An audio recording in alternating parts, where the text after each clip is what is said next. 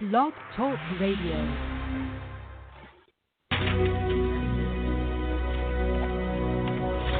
John.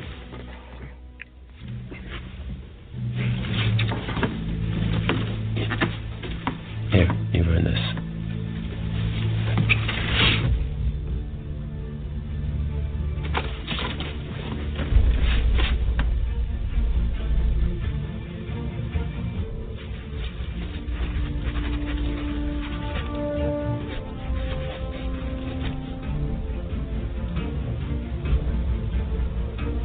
Sure you wrote it big enough? Yes, old King George should be able to see that.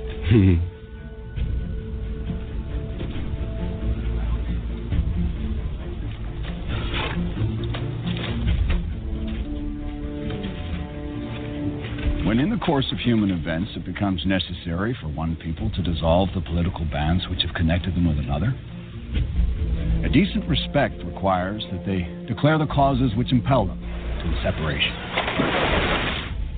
We hold these truths to be self-evident, that all men are created equal, that they are endowed by their Creator with certain unalienable rights, and among these are life, liberty, and the pursuit of happiness.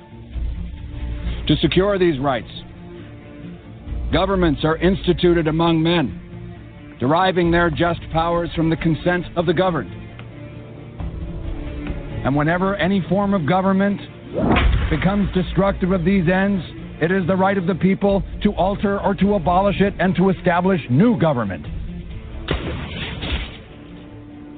We, therefore, the representatives of the United States of America, do, and with the authority of the good people of these colonies, solemnly publish and declare that these united colonies are, and of right ought to be, free and independent states, that they are absolved of all allegiance to the British Crown, and that all political connection between them and the state of Great Britain is, and ought to be, totally dissolved. In the support of this declaration, with a firm reliance on the protection of divine providence, we mutually pledge to each other our lives, our fortunes, and our sacred honor.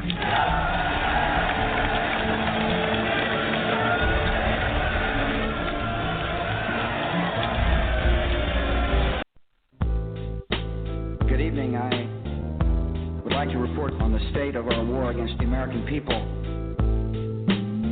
We're mounting a sustained campaign to crack down on every American and every person of every faith and every nation, and to bring them to justice. All missions are being executed according to plan, without warning or provocation. Americans are being swept up in an international dragnet. Thousands of FBI agents are on the trail of other citizens here and abroad. It has everything to do with hate and evil and murder and prejudice. America's strong. Federal agents, we are armed!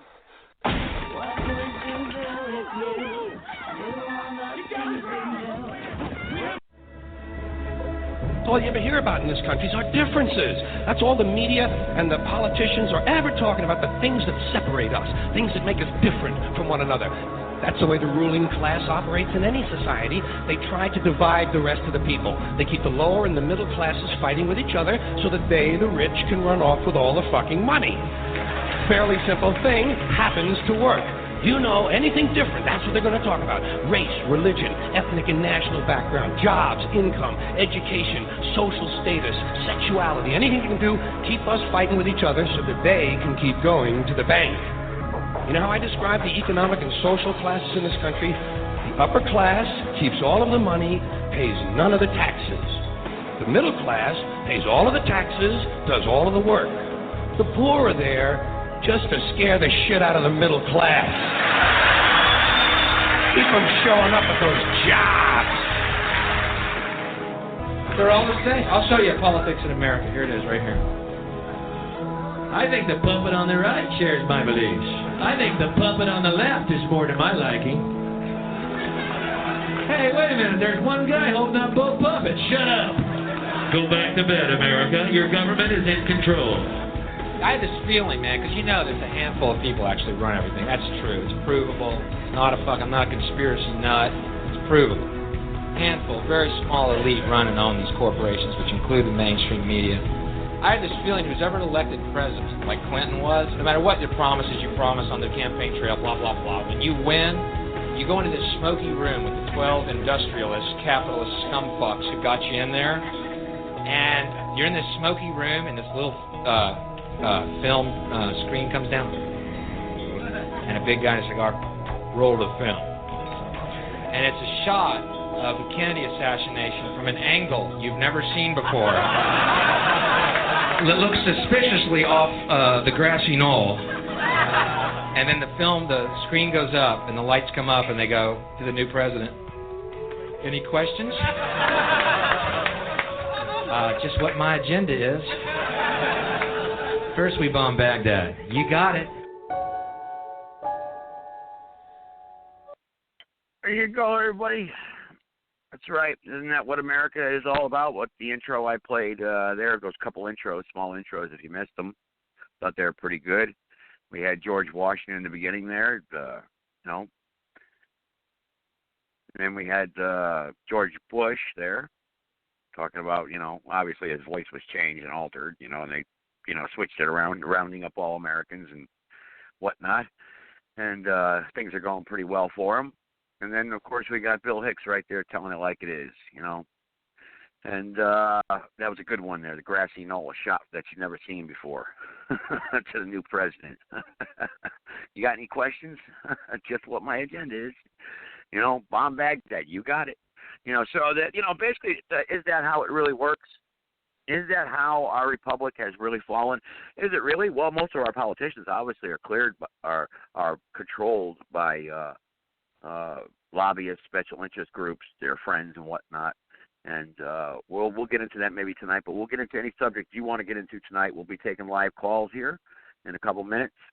657-383-0616. Press 1 only one time, and you will get on screen, uncensored. You can talk about whatever you want to talk about. You want us to call somebody, you want us to investigate something for you, go after somebody to get to the truth and find out what the hell's really going on, that's fine. If you want to talk about the last few shows we did. Last night we did the show, why are the militias not united more in this country, or what is the militia, and what is the foundations of the militia, and just what is the purpose of the militia, actually?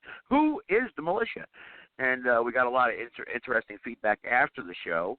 Even got some threats, even got talk shit too, some of us, that's fine. That's what they do. That's what they do best.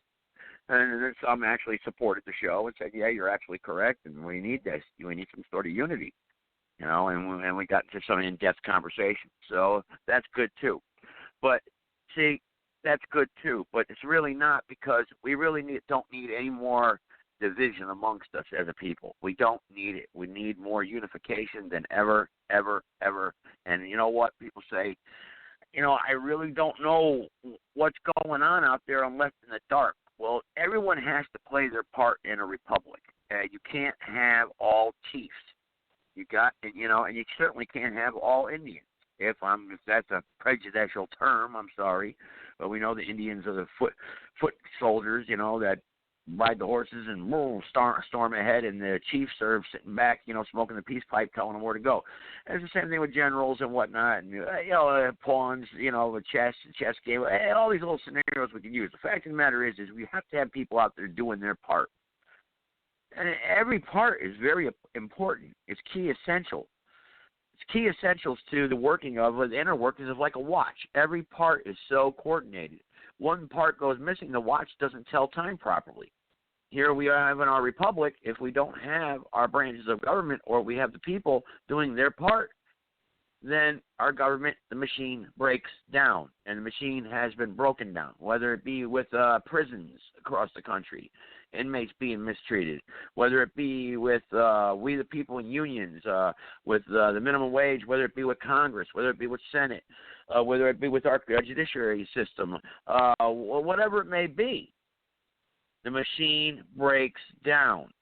And the machine has broken down from many different aspects and categories of our government throughout our history and our young lives, those of us that are alive right now, and some of us a little bit older, that we are in trouble here. And can we really restore our republic? And that's the things that we try to talk about on this show, and we try to understand the times in which we live today. So I've invited on a co-host. I've got a co-host here that I've been having on now, and hopefully he'll be doing his own podcast here without me even being involved whatsoever soon. So I want to bring Chad on for a couple minutes, and then we'll start taking calls. Go ahead, Chad. Hey, thanks, Joe. Last night we touched on the militias, and I was wanting to,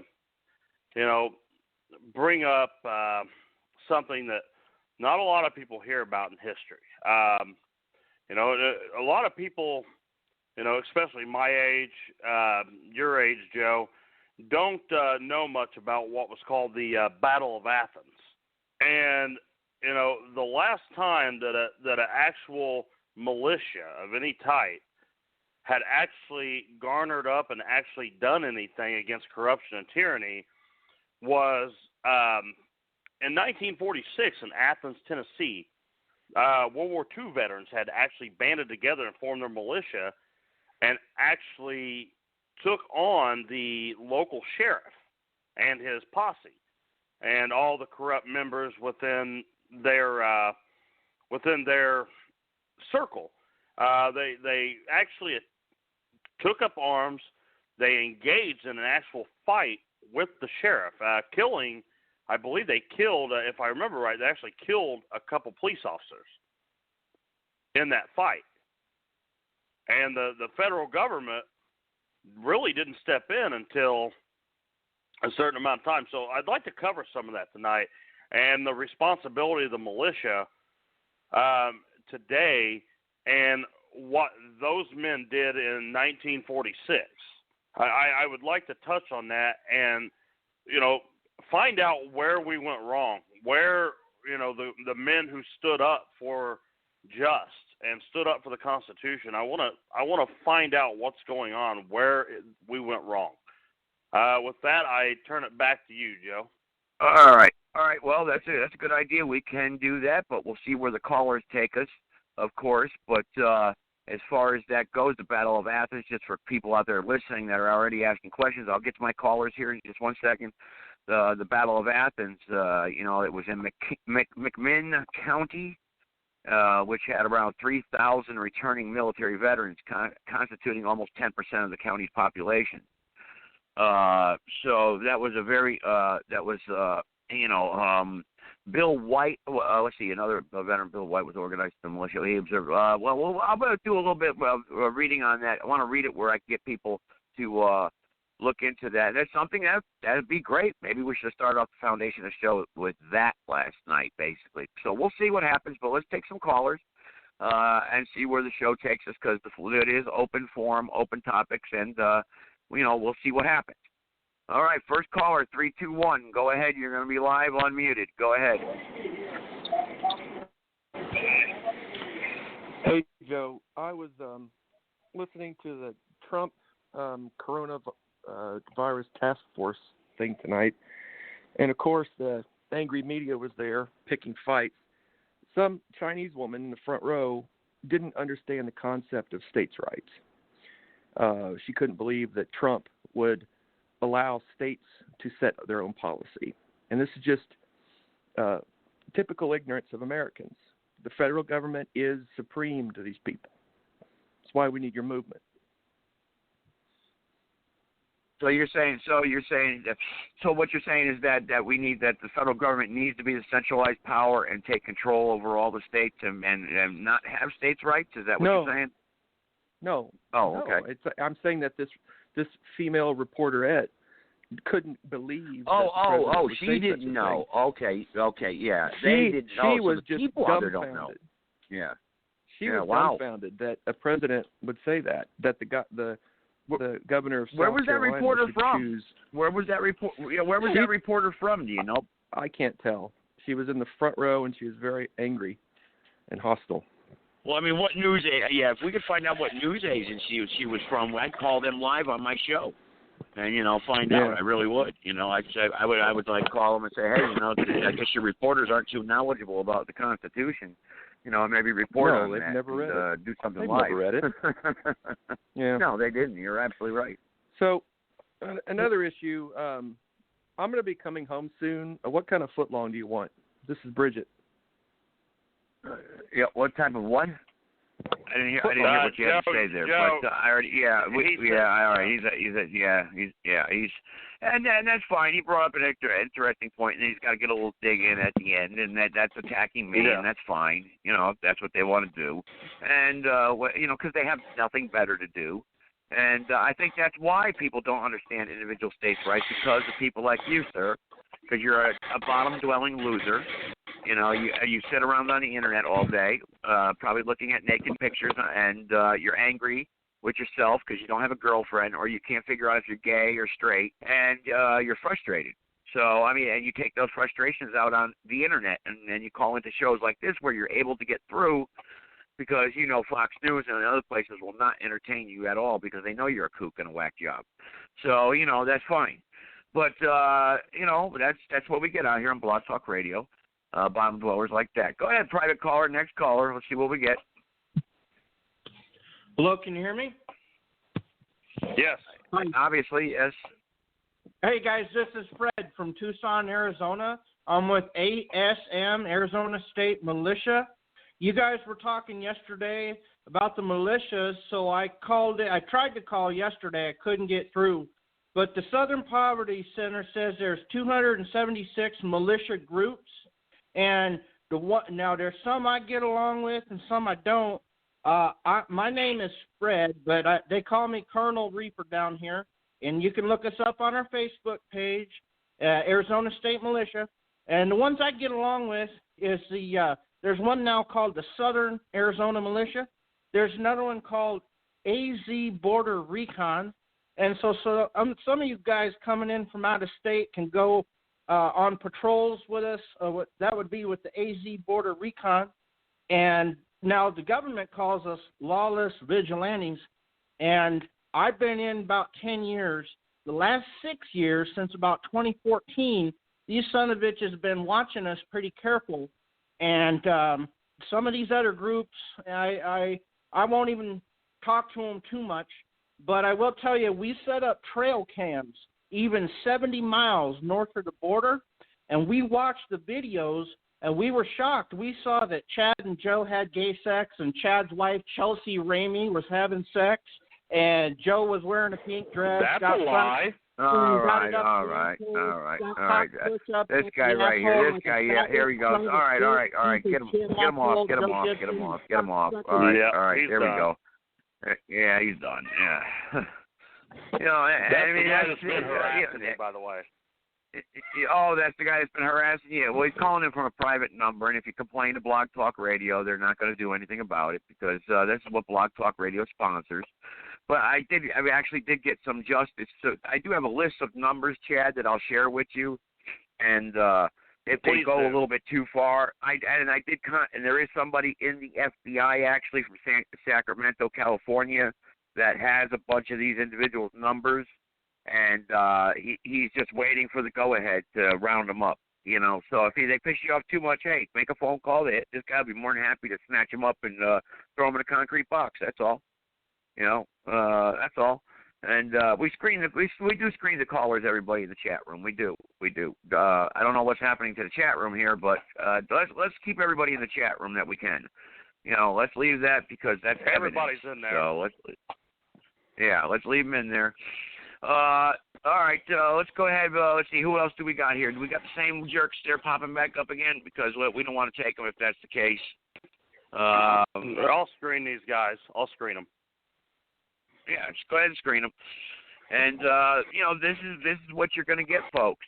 You're going to get these types of individuals here who are going to waste time. Yeah, I really don't want to censor the chat room. I don't like that. I always let the chat room go freely. Just go ahead. If they want to act like jerks, they'll eventually say something that will incriminate them. And because, and look, I'm not for anybody getting arrested or getting in trouble, but if you want to be a complete jerk and a fool and put yourself out there and hang yourself, then I say, if you give yourself enough rope or give them enough rope, they will do it, because they're fools.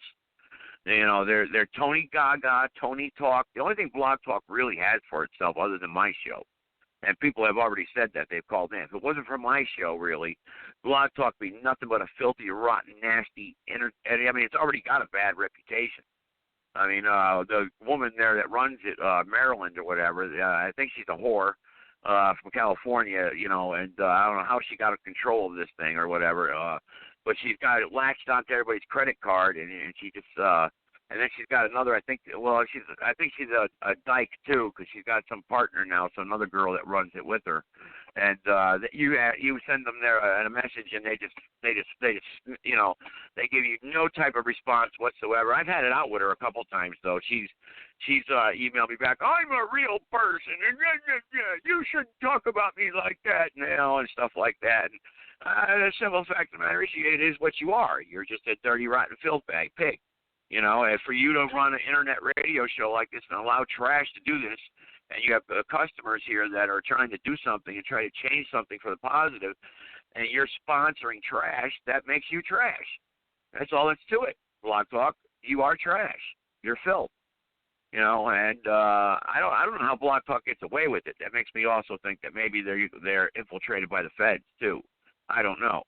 You know, I know they had that big thing with some Blog Talk show, I think it was back a few years ago, that made national news actually, and they got themselves in trouble, Blog Talk Radio. I forgot what that was about. I'll look into it though, but I know most of the show has been taken down. But Chad, do we have anybody else out there? Yeah, I'm Trash too, internet friend. Well, look, you're posting a picture right now of yourself in the chat room where you could certainly be a bottle opener for Amazon. Okay.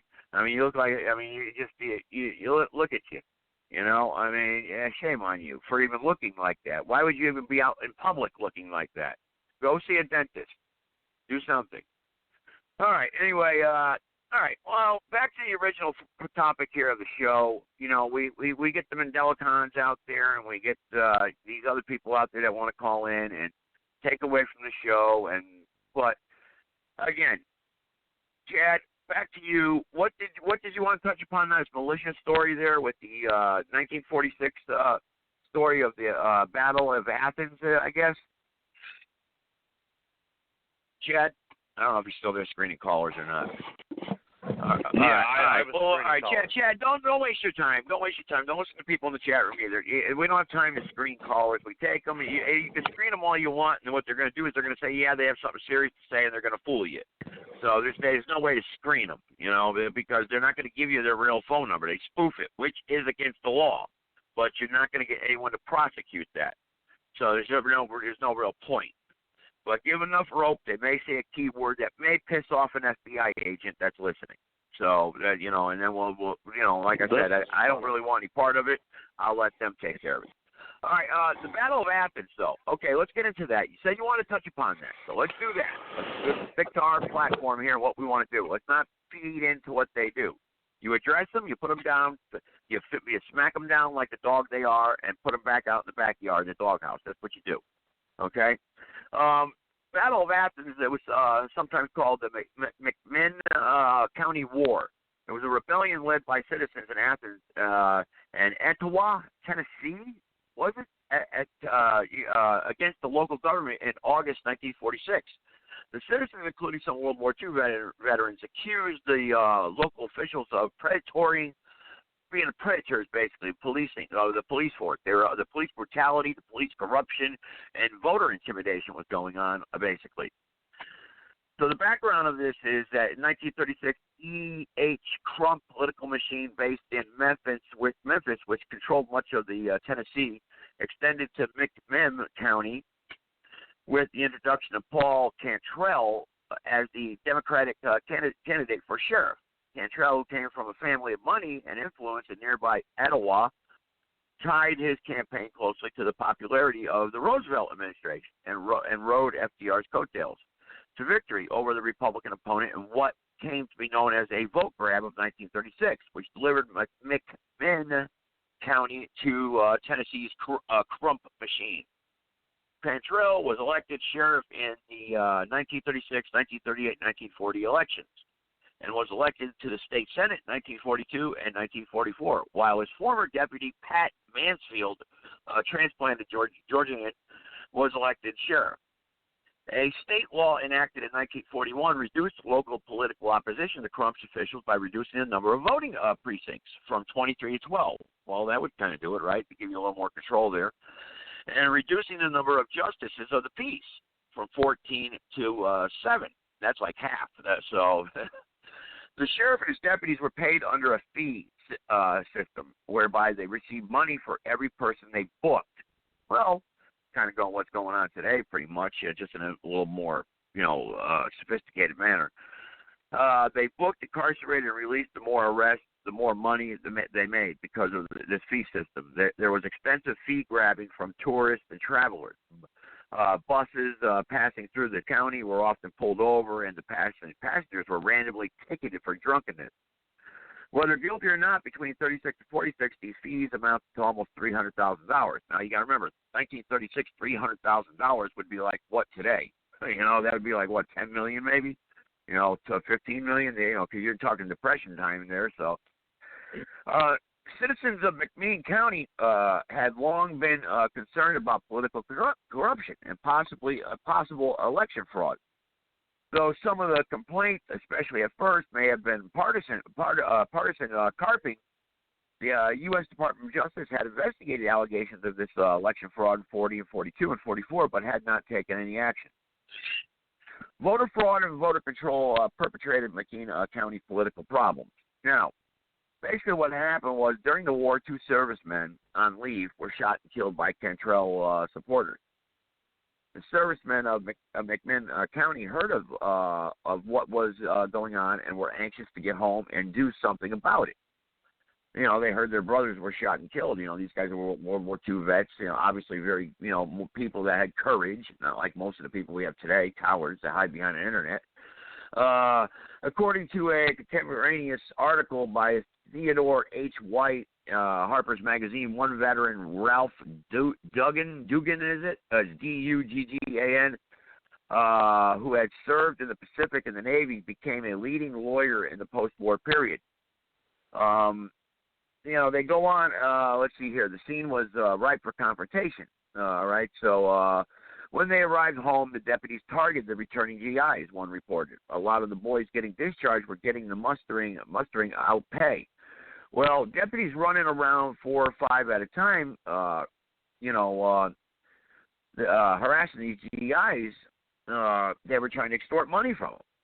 Okay? So, in 1946, Paul Cantrell ran again for sheriff, while Pat Mansfield ran for the state Senate seat. Stefan Byrum, a local history author, speculates that the reason for this switch was an attempt to spread the graft among themselves. Bill White, meanwhile, claims the reason for the swap was because they thought Cantrell stood a better chance running against the norm there. So, what had happened was there were several beer joints, honky tonk joints, stuff like that around Athens, where they were pretty wild, and they started having trouble with the law enforcement at that time, because they started making a habit of picking up GIs and fining them heavily. I told you that the deputies were harassing them. So these members, these GIs that came back, they basically began a militia. A little group, good old boys, and said enough. But basically, what they did was they went, Chad, outside the scope of everything and didn't do it lawfully, I think. Is this a lawful thing to do? Do you agree? Well, what these militias basically did was they confronted these sheriffs. Let's see here. It's a long story. They confronted these sheriffs, and eventually, like you said, a couple of them actually ended up murdered, dead, and it was a big, long, to-do thing. And they actually went into office and got into office, and there was this big political battle. But these guys were militia, and they claimed to be militia because they believed in the Constitution. And let's see, the end of the battle. Let's see, let me get here. I'm trying to get subsidized here as much as I can. So, like I said, it's a very long conflict here. The facts were revealed that there was corruption going down there, and these GIs really exposed a large breed of corruption, basically what we have today nationwide.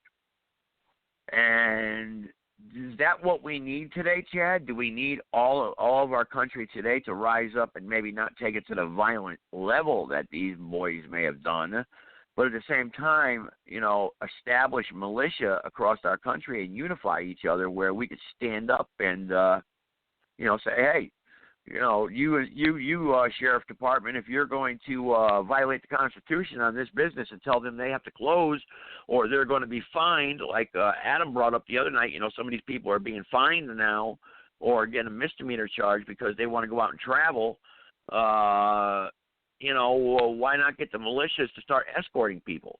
Why not get the militias to start standing out in front of businesses that say, hey, I want to be open? Why don't these militias in certain states contact these business owners and say, hey, there's a virus, we're not too sure about it. If you guys practice safety and whatnot and be responsible and maybe have your customers wear masks or sanitize their hands and, stay the 6 feet apart but still want to open up your restaurant or bar because you want to bring in some revenue and business, we'd be willing to stand guard. Because if the state comes here and tries to shut you down, we'll stop them. What do you think about that, guys? The militias out there, anybody down for that? Ho, ho, ho! We're not running around the woods now shooting metal targets, guys. So, are we ready to stand for the Constitution, maybe? And, I'm not saying we're engaged in picking a fight. We're only, protecting the community like this group did. This group of 1946. They went in much deeper. They went into election fraud. They had a sheriff's department that was shaking people down. They confronted them. So what do you think, Chad, or anybody out there? Well, what do you think? What should these militias engage and maybe get involved here and do something? What do you think?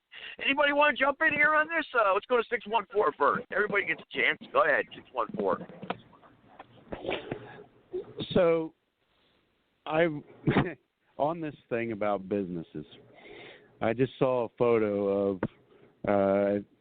I can't remember. I think it was the state of Vermont. The photo. It was the seed stand in a Walmart that said, "Sorry, we can't sell you this because the state of Vermont has said that this is not essential and we can't sell you this." So you could go into a store, and because the state says you can't buy this in that store, even though you're allowed to be in the store, they are now telling you what you can and cannot buy within the business that is even allowed to be open. And I don't know if anyone understands how ridiculous this has truly gotten. And in particular, this was a seed stand for people wanting to plant their gardens. And if there's any reason that people should be planting gardens, it should be the ridiculous situation where we can't purchase essential goods where we want, when we want, how we want right now under governor's orders, who are servants, have now become masters somehow and are telling us when and where and how and what we can buy and how many people we can have in a store at a time and whether the store should even be open for business or not. And absolutely, this level of corruption and destruction of our rights would definitely warrant some kind of response. And I don't see where it would be out of line for the militias, who should be the watchmen over the freedom, because it is in the Second Amendment that the security of the free state is what the militia is there for. That's the first. Well, that was my question, Adam. That was my question, brother. That was my main question, Adam. That was my main question. If there's a business here, who says, hey, I said, look, as long as they operate, not hurting or infringing on anyone else's constitutional rights. If a business owner says, hey, I run a restaurant here in Greensboro, North Carolina, let's say hypothetically, and, but if I open up, the state's going to come in, they're going to send their goons, the police department down here, and say, I got to close, and they're going to fine me. Well, where's the militia? Why don't we get 20 militia guys to stand out there and say, no, this man is not busting the Constitution. He's not doing anything unlawful. He's not hurting anyone. But why can't we get the militia there to let this guy operate if he chooses to? We're not telling him he has to. He could stay closed if he wants to, but if he wants to stay open, it calls upon the help of the militia. Where are they? Where's the militia? And it is within their rights to be open. It is within the rights of the customers to come there and do business. Everyone chooses to do what they do of their own volition. Every person takes a risk getting in their car and driving every day. It is not up to the nanny state to decide how many people, when and where, and how often you are allowed to drive based on the risk to your life. Well, they're going to pose that question, Adam. They're going to pose that question to you. They're going to say, well, it's for the safety of the community. You're putting people in danger now. That's what they're going to say. You're putting people in danger. Tell me in the Constitution where it says that your rights can be suspended for a suspected or imagined threat to someone's safety. Everyone assumes a certain level of risk in everything they do every day. You could be sitting in your home and accidentally drop a knife into your chest and kill yourself, as unlikely as that might be. But every single event in your life assumes a certain level of risk. It is not up to our authorities, who have now presumed their own authority, and instead of being servants, it is not up to them to dictate what safety measures are required in order for us to conduct our lives. We can assume the certain levels of risk required for our pursuit of life, liberty, and happiness. Those are the guaranteed rights that were written down as an acknowledgement of those rights. They weren't given to us by the founders written on paper. Those were an acknowledgement of an already existing right understood within the natural law and the natural order of and callers, the world. And callers, everyone, I want you to know, and for the callers out there, 657-383-0616, press the number 1. We'll get you on here. Be patient. You only got to press it one time, and everyone will get a chance here to converse. Adam, go ahead, I want to leave you on the panel here. We do have other callers. They're getting impatient here. But, Adam, you're bringing up a very great point here. But the question is, where are the militias out there? Why are they not? I mean, surely in a country this big where all this is happening, some business owner, well, we already saw a pastor get arrested down in Florida. He got arrested. Surely there must be a situation here that can be capitalized upon, and so we could say, no more. Absolutely. And it can be a armed, peaceful resistance. It doesn't have to, just because you've got armed militia there, doesn't mean that that's going to result in a shootout. That basically it meets the threat with threat. Because when police show up with their guns, they make no mistake, they threaten to kill somebody with their very presence. They bring the force of arms in a conflict that did not exist before they arrived. So all you're doing is meeting threat with threat. Yes. A police officer arrives to a location with a deadly force wherever they go. That is implied in their very presence. So all you're doing with the militia, meeting a threat with the threat. They can no longer use their threat of lethal force without being met with the same and equal force. That's right. All right, Adam, let's take that would be the role. That would be the role. Of course, we understand that. Okay, very well pointed out. Let's take another call. 224, go ahead. No nonsense now. Hang right up on you. 224, go ahead.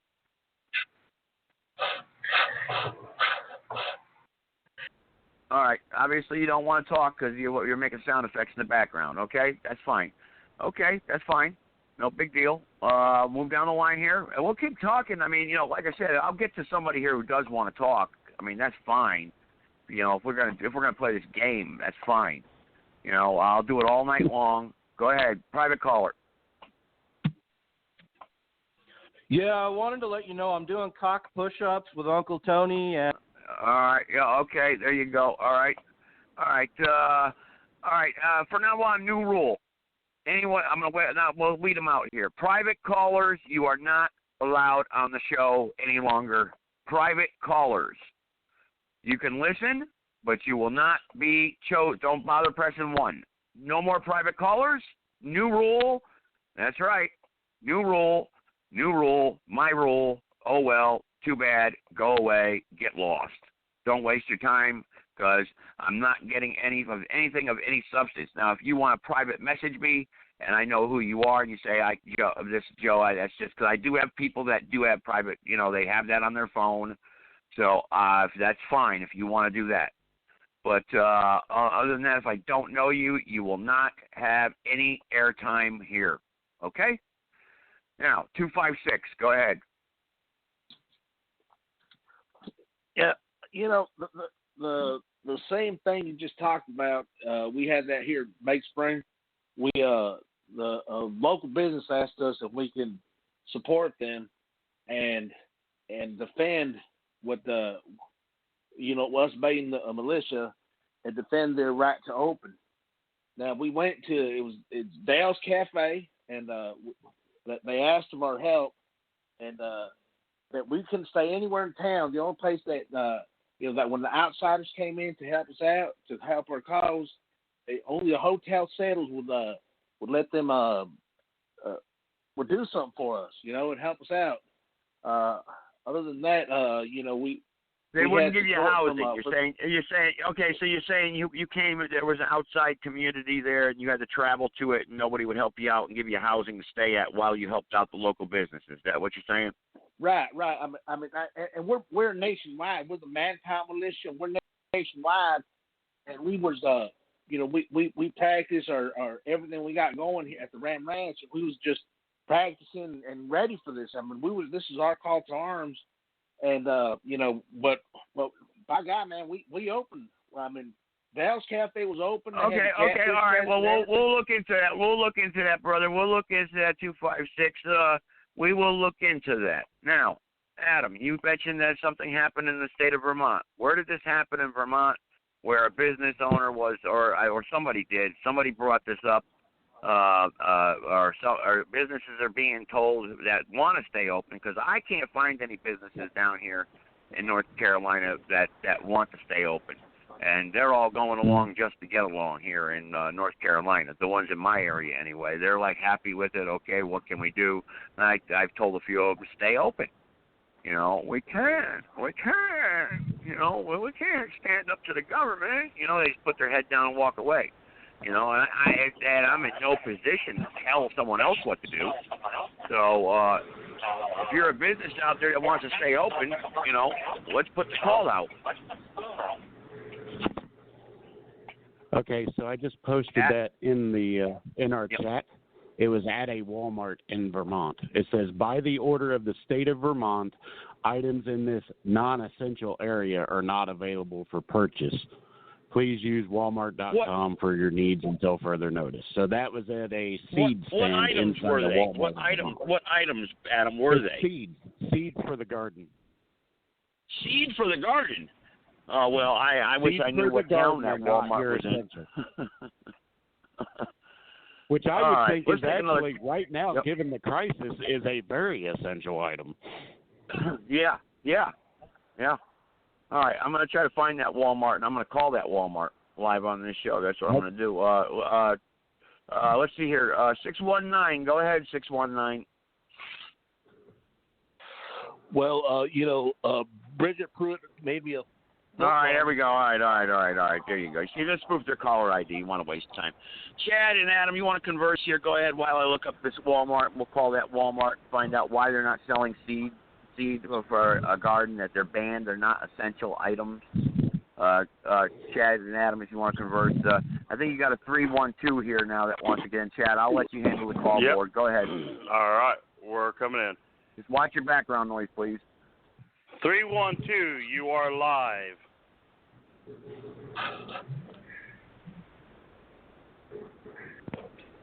You are live. All right. They don't want to talk either. Gone. Yep.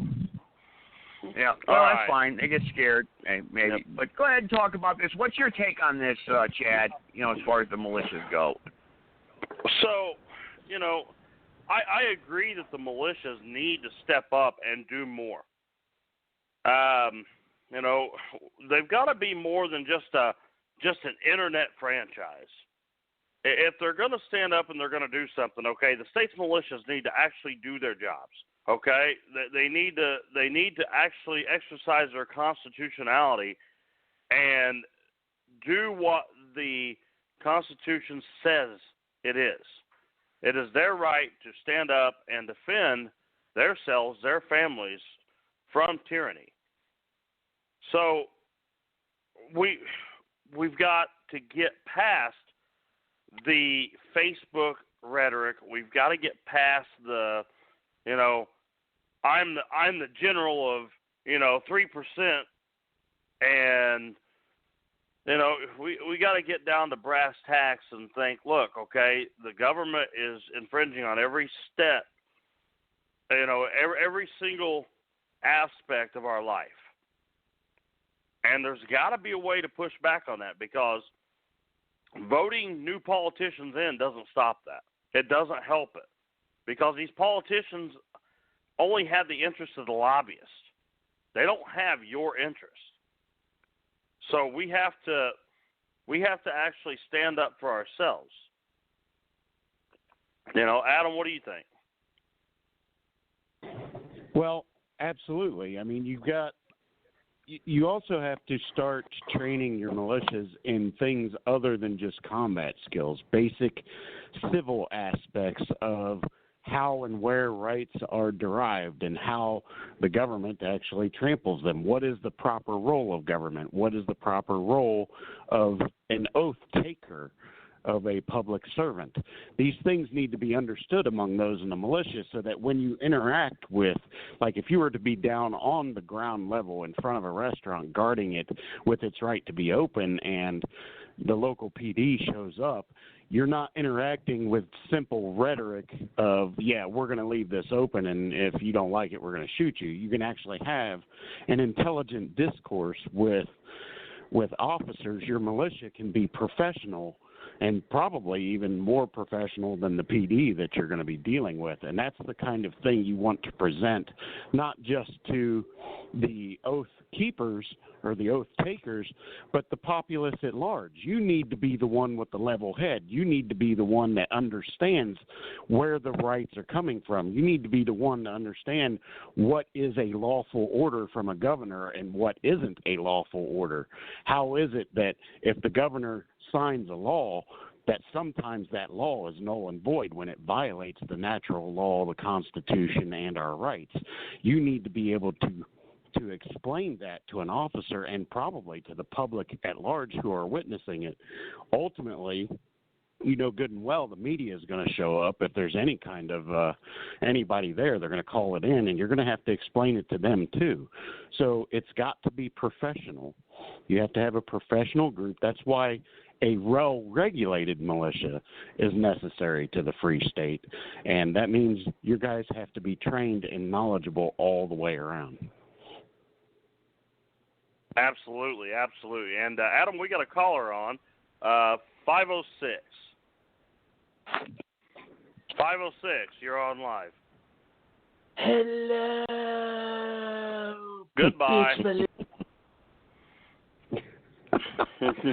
I kind of wonder, unreal. What is it that these people do? They not understand that there's like real life out here? I'm kind of wondering. It almost like dims your faith in humanity that you have people that want to take a serious conversation and just throw in really dumb garbage. Trolling is, I guess, a sport for the weak-minded. I don't know. It's ridiculous.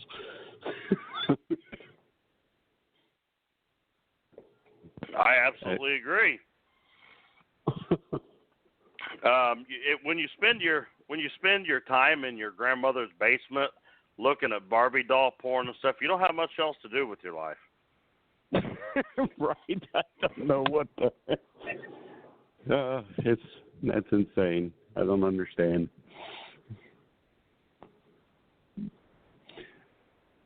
Anyhow, we could. I Go guess ahead, we Chad. could. Chad, am I still on? Yes. Yeah, you're still on, Joe. Oh, okay, good. Thank God, because I was waiting for you to run the podcast here, Chad. As far as the conversation goes, is the point that you made up here is that yes, the Walmart. I mean, I'm trying to get the Walmart contact information, but you see, most of them are closed right now. That's the problem. Yeah, and they're all closed. and I can't find any of them that are open because I'm trying. I'm not trying to waste everybody's time here while we, try to find something. But what I'll do is I'll try. I think I've got one here, and I wanted to call the local news media there in Vermont also. I want to Channel 8 contact the news there, the newsroom there, and ask about that. About the seeds being essential items. Obviously, is that something that is that? I mean, that should be definitely an essential item that should be sold. But I've got a Walmart here. I think that's open. Let me try it. I've got a couple here. The trolls are out here, obviously. So we're skeptical about taking calls. Let's call Walmart. Thank you for calling Walmart.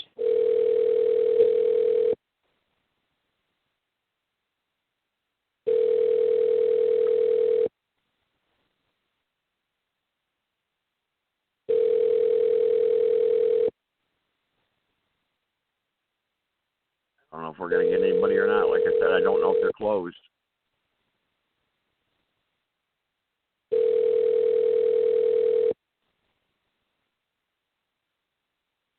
They might all be closed.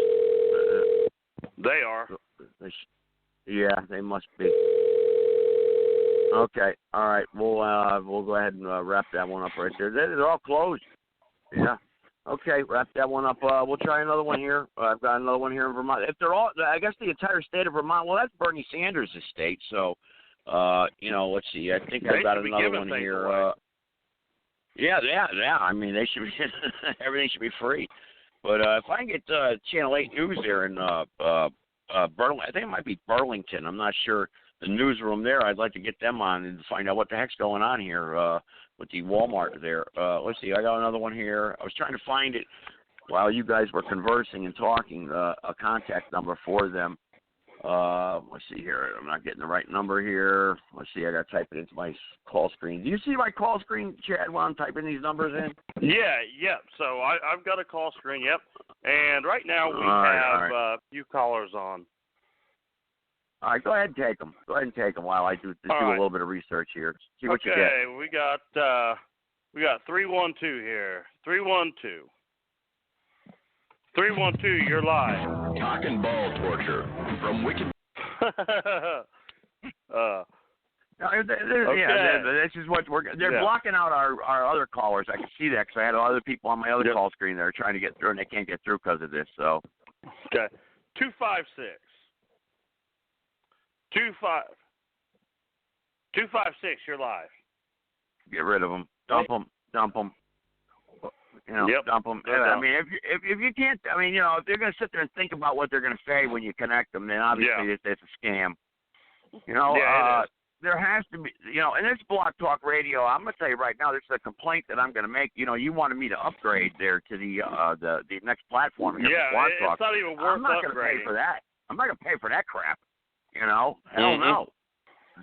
I mean, it's just ridiculous. Almost need to get a new platform. Yeah. Well, we've tried that. We've researched other platforms and whatnot to see what we got out there and everything. But let's try another Walmart here. All right. Thank you for calling your local Walmart. We appreciate your business and look forward to the opportunity to serve you in our stores. Our store hours have changed. Most stores are open from 7 a.m. to 8:30 p.m., and our auto care services are closed until further notice. But please check your store page on Walmart.com for more details on your specific store hours. Due to a large demand in products, associates are unable to confirm product availability at this time. Please visit Walmart.com or the Walmart app to check in-store and online product availability. For pharmacy, press 1. For electronics, press 2. For pickup, press 3. For deli, press 4. To speak with an associate, press 0. To repeat this menu, press star. They might connect us to an associate. Hang on, let's see. They play their recordings twice, and then we get connected. Oh, you hung up on me. Yeah, now you hung up on me. All right, okay. All right, let's do this, the newsroom here. All right, let's do the newsroom. Let's see here. So all the Walmarts in the state of Vermont are closed. So I wonder if the same problem's happening out in California, maybe, or out in the West Coast there. 9333. Let's see here, 9333. Let's try this one. All right, because we're not getting any good callers here tonight, obviously.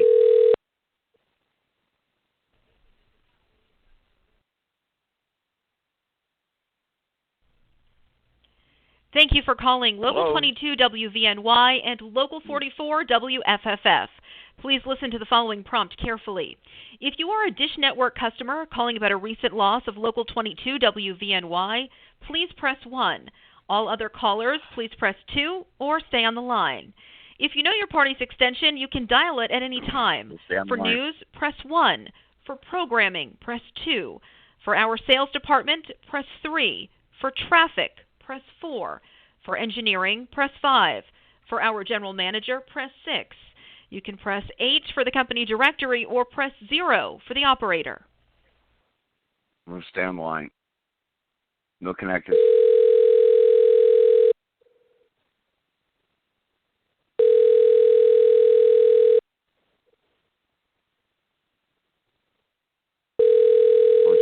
This is Vermont now. This is Vermont, so we got to be careful. Vermont, there, You have reached the mailbox for extension 100. All right. No luck so far. No luck thus far. Okay, let me hang up on them. All right. Well, obviously we see what we're getting here. We do have other callers here on the line, but I fear that they're going to be the same results that what we've been getting. So we'll go down the line here. We're just getting nothing but crank calls. Nothing but crank calls tonight. This is live radio, and this is why a lot of shows are pre-recorded, and this is probably why the fake news is why it's fake news and why people are unable to get their voice out there in the mainstream, because you've got idiots like Internet Friend in the chat room, which he's got a picture of a black guy, right? And his teeth are like sticking out 7 feet in front of his nose. And stuff like that. And you got another guy dressed up as a Nazi soldier in there. Let's see, and they use these fake profile names. And that's what they do, because they got something to hide. And we know people like that they've got things to hide because they're scared. They're scared of their own shadows. And maybe that's what our militia is doing out there. They're afraid. Maybe they're not wanting to get involved and come on the call here and have a serious discussion, serious debate, or give us some information as to why the militias are not, helping the American economy out with, basically, and keeping these businesses open. This I do not know. This guy really is delusional, Joe. He is commander of the Reich's motorized forces.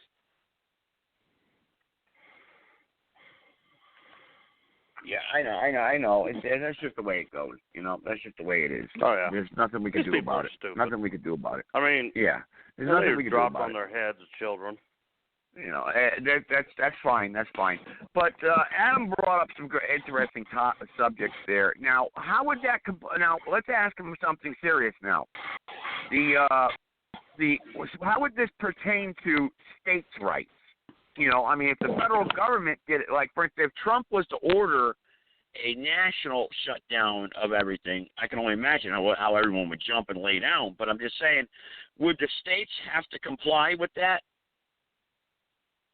The federal government cannot order a state to shut down like that. No, that is not within.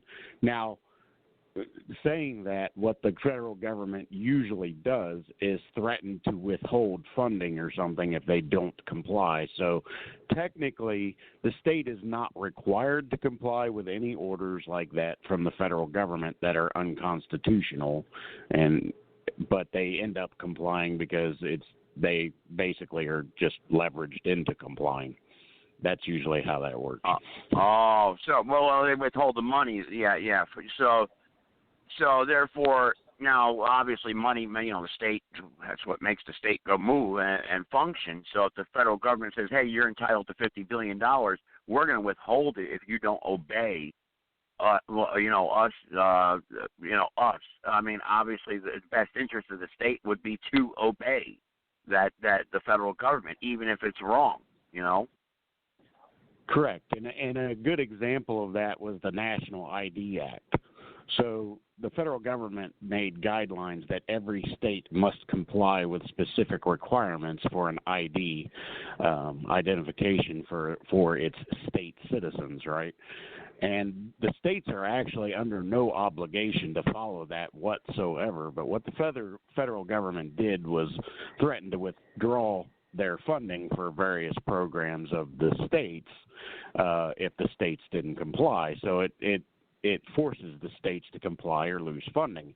And the biggest part of that, you obviously have a problem with the state because the state is not operating within its own budgets if it's relying on federal funding to operate. So you've got some serious issues between state and federal when it comes to the sovereignty of the states. The sovereignty of the states have essentially been bought. And that's why you're seeing compliance. It's not forced compliance. It's implied. So, are you familiar with what we talked about earlier on the show, the Battle of Athens? There, the militia there that took on the local county government there. Yes, I am actually very familiar with that. There's actually a movie please, on that. Yeah. Can you please talk to us about that a little bit? And I'll try to look up some other Walmart contact info. Because I tried to do my best depiction of what I knew about it, which wasn't much, and then I had to look it up, and I gave a very quick synopsis of what it was about. What happened. But maybe you could tell us a little bit more. Yeah, so, and for those listening out there that are actually listening to this, there was a movie that came out in 1992. It's called An American Story that talks about this. It's the depiction of the Battle of Athens, and it gives you a pretty good outline. It was a pretty well-made movie as far as what happened. What you had was while the troops were gone during World War II, a local county sheriff basically and the mayor of this town over the election process and stacked it and rigged it to the point where they basically had a never-ending reign over this local township. And when the soldiers came home and started figuring out what was going on, how the elections were rigged and how the money that they were laundering through their schemes they had through the sheriff's department and stuff like that, they decided that they were going to take their town back, and they were running an election to oppose the existing administration. That didn't sit too well with the existing administration, who was making lots of money off their scheme. So they not only threatened the opposing candidate and tried to put him in prison and all this other stuff, threatened his life on multiple occasions, the local sheriff did. But then they actually took the ballots and were going to do a count inside their office of the ballots where they planned on rigging the election. To get the ballots back, that's where the battle actually happened, because these veterans decided to go ahead and take up their own arms, acting as more or less the militia. And they went to the county jail where they had hold up to count ballots, quote unquote, and they decided to get the ballot boxes back by force. And there was an actual shootout, those ballots back, and the citizenry won. They got their ballot boxes back, and they actually won the election and got their town back. So at the end of the day, the bad guys actually went to jail, yes, which were the officials and the sheriff, and they all ended up going to prison as a result. So, absolutely. Now, I don't believe in that the veterans faced any charges involved in that. They did not. they acted accordingly because all of the actions of the mayor and the sheriff were deemed unlawful and criminal, and the citizens were not held for their actions in that. So, in essence, they used their constitutional rights under the Second Amendment to defend their freedom of speech, their freedom of assembly. Well, their freedom of speech, their freedom of assembly, but ultimately their freedom to have a government of, by, and for the people, because that was what was being removed from them. They were being forced into a system of tyranny by the criminal acts of a few individuals.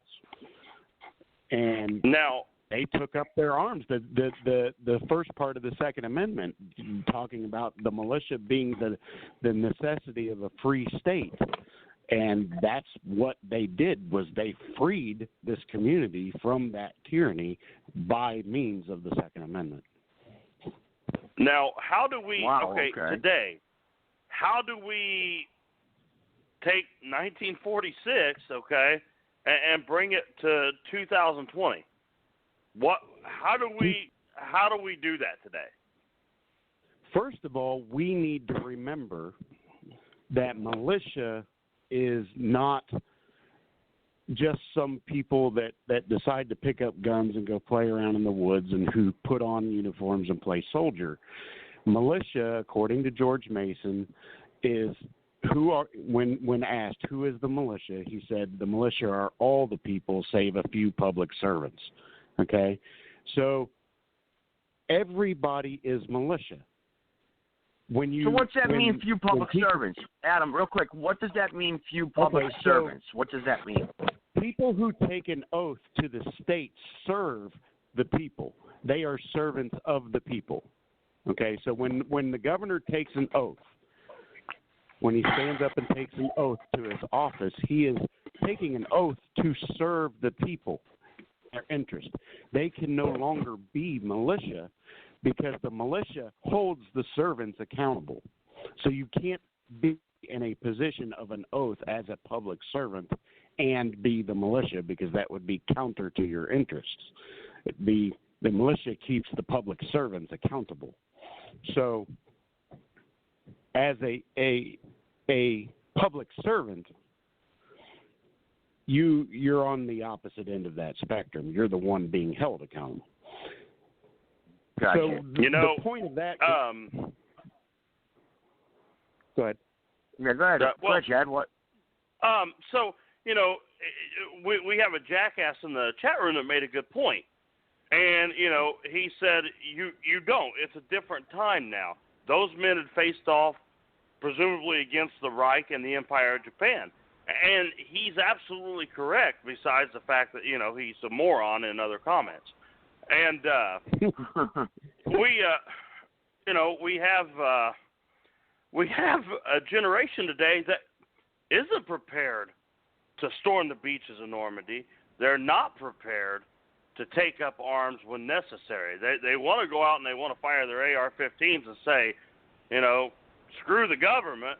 You're never going to take my arms, and you got to pry them out of my cold, dead hands. Well, that's exactly what they'll do, because most of you guys aren't man enough to stand up and engage. Well, and that's absolutely true.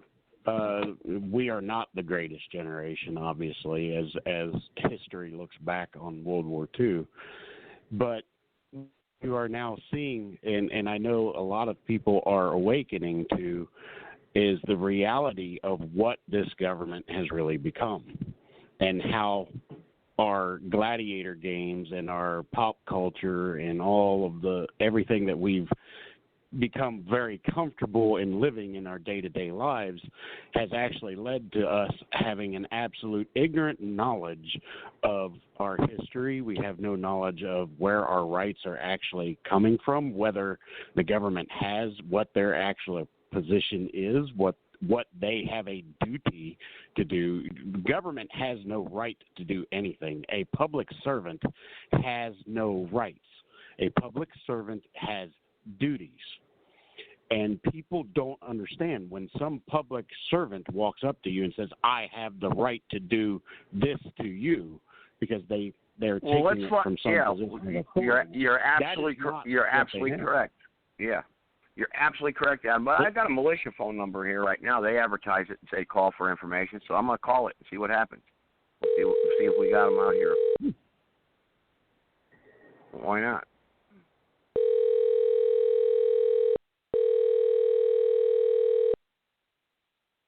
I guess they're shut down too.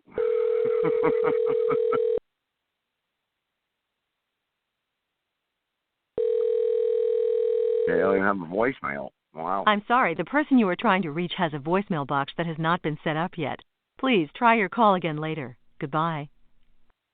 Okay, goodbye. They hung up. That's the militia, folks. I mean, yeah, hello, I need help. Help, militia! Help! Goodbye. It's like calling that 1-800 number that you sit on hold forever. The British are coming. The British are coming. Goodbye. I bet if you got on Facebook and told them that you found out, who killed Hoffa, they'd be all over it. Oh, I know. Oh, God, yeah. The conspiracies. Oh, Lord, yeah. They'd be all over. But I got another Walmart here. Let's try one other Walmart here. Let's see what we get here. Why not? Keep the show moving. Interesting tonight. We're not getting anywhere in this house arrest thing. Hello? Did I get a hold of anybody? Hello? Hello?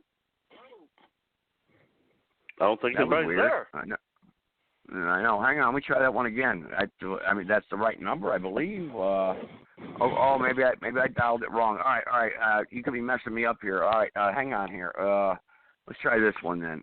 Yeah, I thought that was the right number, but I got another one here. I remember I'm writing this stuff down on the fly. Usually I research these numbers and I find out. Only because we're only just we just did a live show. I didn't know we were going to get attacked by so many idiots tonight, which is fine. But let's try this one. Thank you for calling your local Walmarts. We appreciate your business and look forward to the opportunity to serve you in our stores. Our store hours have changed. Most stores are open from 7 a.m. to 8:30 p.m., and our auto care services are closed until further notice. But please check your store page on Walmart.com for more details on your specific store hours due to a large demand in products. Associates are unable to confirm product availability at this time. Please visit Walmart.com or the Walmart app to check in-store and online product availability. For pharmacy, press 1. For electronics, press 2. Remember, for pickup, press 3. For deli, press 4. To speak with an associate, press 0. To repeat this menu, press star. Anything. They'll play it one more time and then connect us. That's how I've always done it before. For pharmacy, press 1. For electronics, press 2. For pickup, press 3. For deli, press 4. To speak with an associate, press 0. To repeat this menu, press star.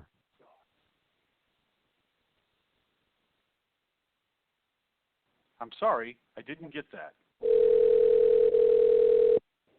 Told you.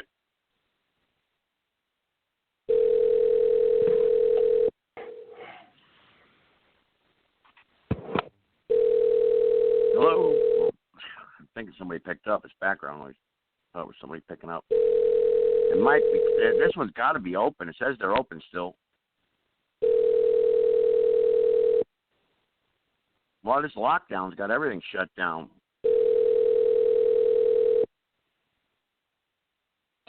Well, I'm going to have to go one step further than that, find out what the hell is really going on here. I'm going to blow everybody's lid on this next call. Watch this. All right, hang on here. All right, it's 3125. All right, well, we're not getting anything tonight. Wow. Dry night. This is rare. Usually, and this is a store, so they're closed everywhere. Everything's shut down. This is very odd. Very odd. This is kind of eerie in a way. All right, here we go. Let me try that other one there real quick. They got to be. They said they were open. It could have been the other one. That's right. I got disconnected from the other one. Remember? That was the one that said they were still open. It's one of the only ones that's freaking still open, actually. So I mean, I'd like to find out about this. Let's try this one here. This one says it's open too. I had 2 that were open.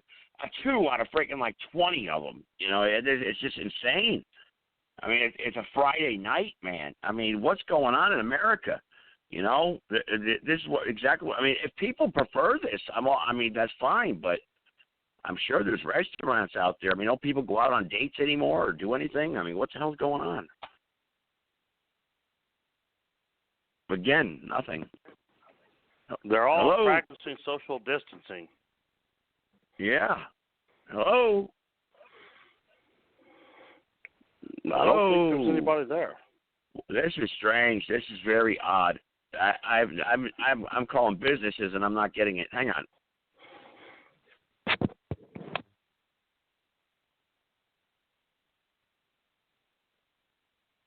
Cancel. All right, I'm not getting any out calls on this or anything. Something's going on here. That's weird. I'm not even getting anything here. Well, let's call this number here. This should be interesting here. I'm going to find out. Let me see if I can call these people. Maybe they're around. I heard there's a lot of them roaming around the country right now, so we'll find out here and see what the hell's going on here. I need some answers here. I mean, maybe they're open. I don't know. Let's see.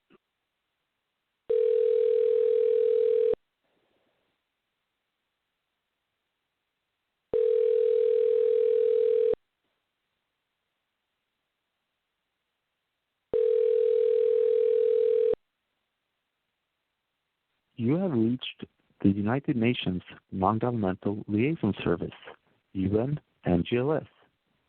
Please leave a message or send us an email at info@un-ngls.org. You cannot record a message for NGLS.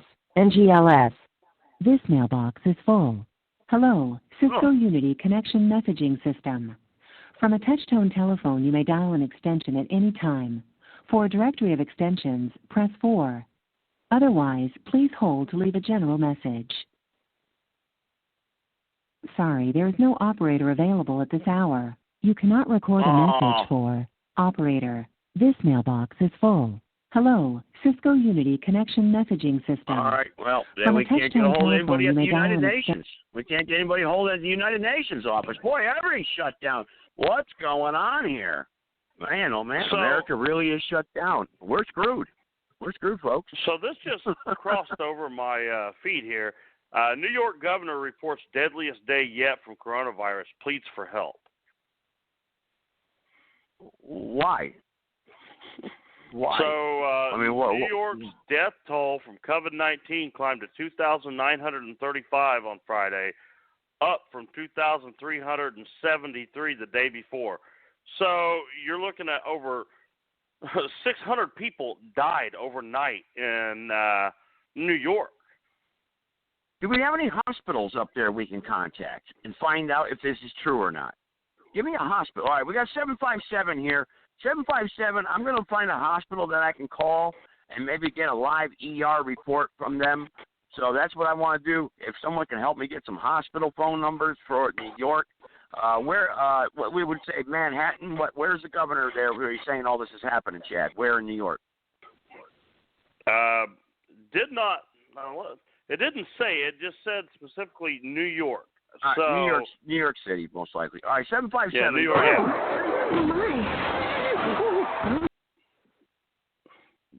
That's what you. Oh God, unbelievable. All right, let's say they're spoofing everybody's phone number now. That's what they're doing. They're copying the area codes of the people that usually call in. Because you notice, remember last night we had a 757 that spoke. Yeah. So that's what they're doing now. I'm catching that. So they're clogging up my phone lines. So obviously, Blog Talk Radio. Now, why would they be so determined to do this? Obviously, Blog Talk Radio's got something else going on. That all right, New York Hospital. Let's see, New York City Hospital. If there's anybody from New York that's listening by any chance, are you able to get through? I mean, maybe we're just like in a twilight zone here where people are some things are really happening, and we're just like in communication with each other, and we're like at a different wavelength or area, and there's people really dead out there. I don't know what the hell's going on. It feels like that we're in a freaking Twilight Zone, man. What's going on? You know, I mean, what the hell's happening to our country? Do you imagine 2 months ago Joe, if I would have told you this crap? You know? I got a number to Queens, New York Presbyterian Queens right now. I'm gonna enter in. Hang on 1 second. Them. Yeah, hang on 1 second. I'm got a couple too. Hang on. And I'll take that one that you're gonna give me here. Just give me 1 minute here, and because I want to know if that's true. Go ahead, give it to me. Okay, that number is 718. Oh, sorry. Wait. All right, hang on. All right. Go ahead. Let me get back onto it here. 718-670-2000.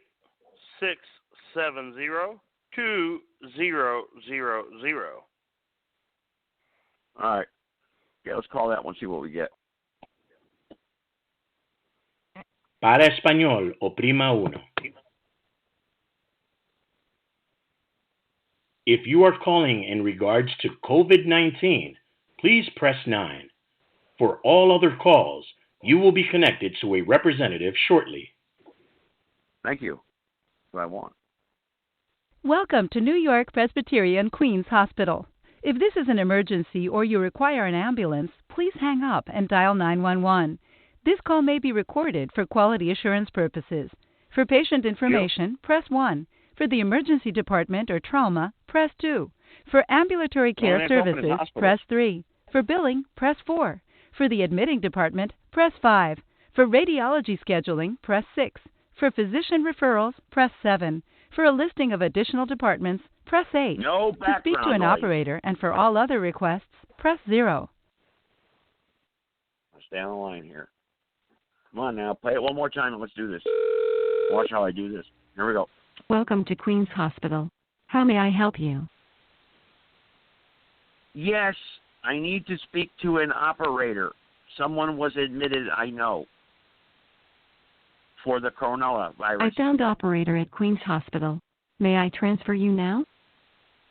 Yes, please. Transferring you to operator at Queens Hospital now. Para español, oprima 1. Primo. If you are calling in regards to COVID-19, please press 9. For all other calls, you will be connected to a representative shortly. Yeah, you said that before. Welcome to New York Presbyterian Queens Hospital. If this is an emergency or you require an ambulance, please hang up and dial 911. This call may be recorded for quality assurance purposes. For patient information, press 1. For the emergency department or trauma, press 2. For ambulatory care services, press 3. For billing, press 4. For the admitting department, press 5. For radiology scheduling, press 6. For physician referrals, press 7. For a listing of additional departments, press 8. To speak to an operator and for all other requests, press 0. 0. Welcome to Queens Hospital. How may I help you? Can I speak to a human being? Perhaps I can help with the transfer. Can you tell me what you need? Can I speak to a human being in the ER, please? Let's get you connected to a professional in the call center. Have a great day. That's what I've been trying to do, bitch.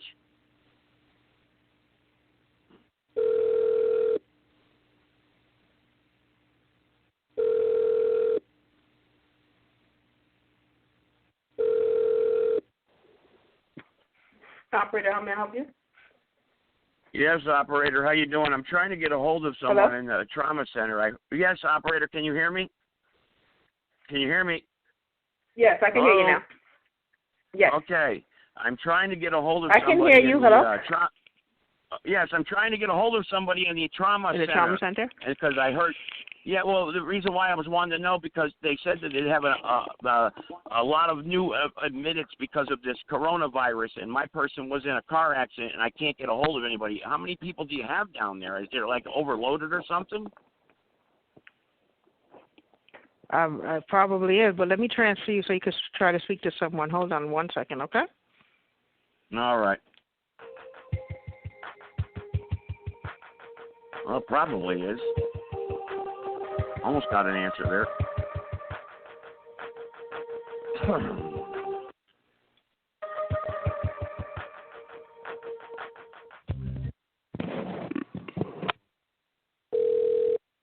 Thank you for calling New York Presbyterian Queens. Melanie speaking. How can I help you?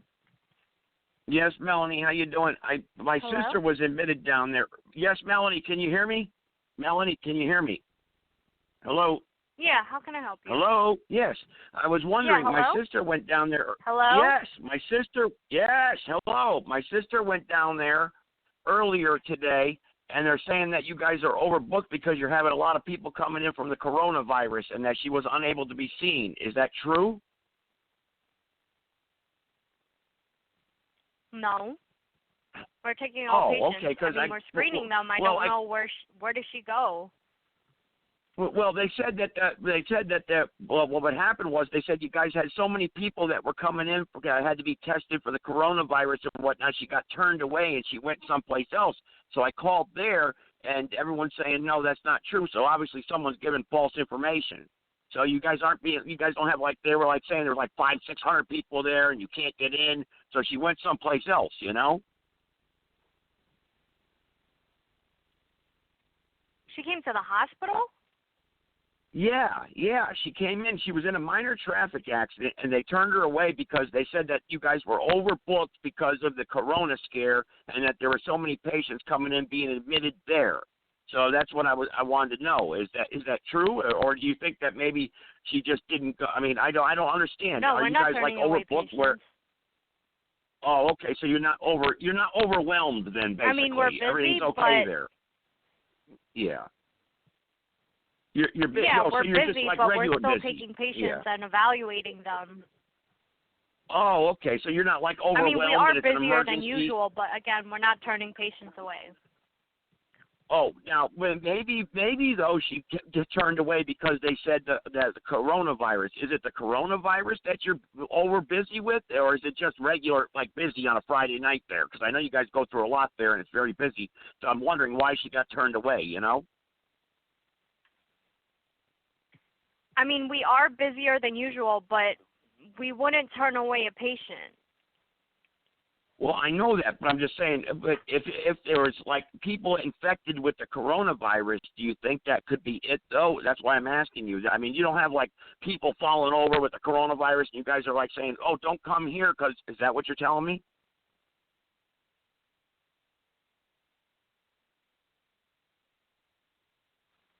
Hello? I mean, we're not, like I said, we're not turning away patients. It is busy, but I don't know. I wouldn't think nobody's here turning away patients. Well, that's what I'm trying to get at. Is they said that it was overwhelmed. The hospital was so overwhelmed from the coronavirus and the victims from the coronavirus, and that she went someplace else. That's what I'm trying to find out. Is if that's true or not? Because then I'll get her on her cell phone and tell her to go back. That's what I'm trying to figure out. I don't understand the nature of her case, so I don't know what had happened. I don't know if she, I don't know if maybe she was worried about the wait time because we are a little busy. I mean, not a little, but we are busy here with the whole virus going on, and it is taking longer than usual to, see patients.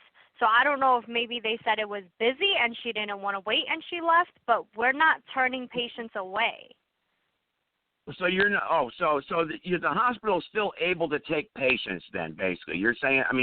Yeah, you're getting busy because of the virus, and everybody wants to come in and get screened, but people aren't coming in there, and you guys are so crowded, you're turning away people. You're not doing that, right? Correct. Okay. I didn't know. I just thought that from what I was told is that the hospital was so overwhelmed with the corona victims that. That it was even on TV, don't come to the hospital unless you really absolutely have to and stuff like that because there's so many victims from this corona thing going on and that there's lines outside the hospital and it's crazy like that. That's what I was told, and I'm just trying to verify that. No, we don't have patients lying outside the hospital. Oh Lord, thank God. Okay, that's good to know. I just thought you guys. Well, that's what I was told. So I'll call. So you're still accepting patients there, right? I mean, that's what you're telling me, right? Yes. Oh, okay. Okay, well, that's the only thing I wanted to know because, like I said, because I was told that you guys are so overwhelmed from this coronavirus. But you are busy. I understand that. But it's not like they're, lining up around the streets and the governor's freaking out, declaring emergencies, and everybody's going crazy. That's what I was worried about. That's the whole thing. Everybody's panicking over this thing, No, like you guys, no, that's... I know. I'm just saying that. You see how easy you panic and get started, though? It's like everyone's saying, oh, there's the hospitals, they're so overworked, and they got to get the military in there, and, like, people are scared to go to the hospital now, Oh, my Lord. Thank goodness. Right. So, okay, so you guys are okay there. Okay, that's good. I will tell her then, okay, you guys are still accepting patients then, so she can go there, correct? Yes. All right. Well, thank you. Thank you so much. I appreciate it, ma'am. Thank you so much. I'm sorry. It's just that's what I heard, okay? It's okay. No problem. Have a good night. All right. Thank you, ma'am. Bye-bye. Perhaps I can help with Okay, all right. Well, they're not over. I don't know, Chad, where you got that intel where everybody's got like it's all overwhelmed and the governor is declaring he needs help there. And you said you got that from that because that's the hospital you said you got that from, right? That he's screaming for help, right? Because there's corona people coming in there with their eyeballs falling out, coughing. What I'm putting out here is CBS News, okay? New York governor. Yeah. Okay, this is from the CBS News. All right. Yep. And we were just calling a random hospital to kind of get the situation. Well, that hospital, that's the hospital. Okay. That's the hospital that you said. Okay. Cuomo said he is concerned about an increase in hospitalization. The cases on Long Island, which stretches east from New York City. So, what about a hospital in Long Island? What about that? Well, I got that number too. I can call that one. But she said that they're not. She said they're busier than normal. Obviously, people are going in there saying they think they got the coronavirus. Okay, I can understand it, but they don't have lines out the door where they got the National Guard standing there saying, everyone's going crazy and things are going chaotic there. Like it's this big national emergency. That's my point. That's basically what she said. She's like, no, we're still taking people. It's like, we're a hospital. Nothing. I mean, we are busy, which that's fine. Which is understandable, right? I mean, but it's not no national emergency. All right, we'll try another hospital. I mean, we could do that. I mean, that's not a problem. I could try Elmhurst. That's the hospital where 10 people are dying every hour. They're dying every hour according to the news, Fox News. And, they got the National Guard there setting up tents outside and everything that are empty, and all the doctors are sitting there drinking coffee, wondering when people are going to start showing up. On Fox News, they show the quick clip, on it. They're setting up. These soldiers work so fast. These Army Corps of Engineers, they are so dedicated. They set these hospital tents up in a matter of a day, and they're all empty. And they got a ship off the coast ready also, just in case, so they can get them the hell out of here, And that brings me to something, Joe. Okay, that brings me to something. Yeah. Okay, you've got the USNS Comfort, all in the harbor. It's docked there, and you're hearing reports that out of 1,000 beds, only 20 of them are being used. I know.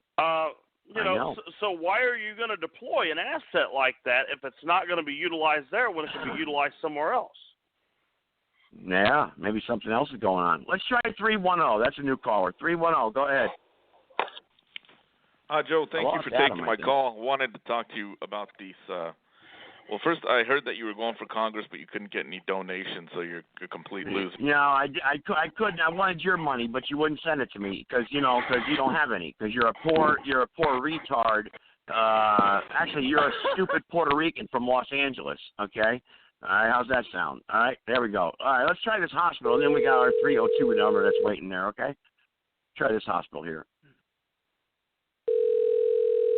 I want to know if all this is happening out there in New York City. Oh, I got one here, the emergency room for this is the one right here we really wanted. All right, hang on. This is the ER. Hang on here, folks. There we go. I got the ER for what's been on Fox News. Okay. I got the ER here. Hang on. Let's disconnect this one if we don't get anybody. This is a private hospital. All right, let's cancel that call. Cancel. All right, cancel that call. All right, well, we got the ER here. Let's call it emergency. That's what ER stands for the idiots out there that don't know, that, watch porn all day, and they don't even know what to do, if it's sunny outside or not, because they live in their grandmother's basement. That's bad. Oh, you know it. You know these scumbags out there. All right, especially that guy that just called in. I know his name and everything where he lives. He just doesn't even know it yet. And it ain't me to do nothing. It's agent. Para español, oprima uno. If you are calling in regards to COVID-19, please press 9. For all other calls, you will be connected to a representative shortly. Thank God for that. Welcome to the New York Presbyterian Lower Manhattan Hospital. If you are calling from a touch-tone phone, please select from the following options at any time. If you are calling from a rotary phone, stay on the line and your call will be transferred to the first available operator.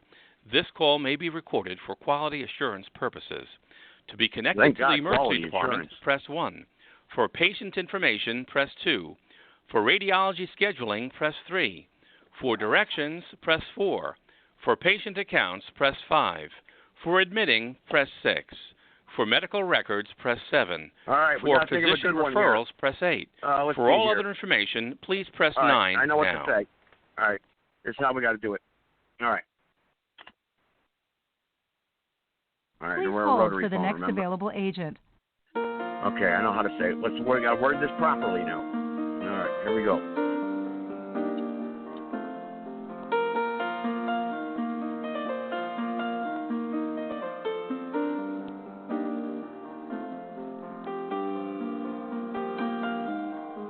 Watch this. You guys are going to love how I do this one. You're going to love it. This is old school here. We're going to get them to tell us the truth.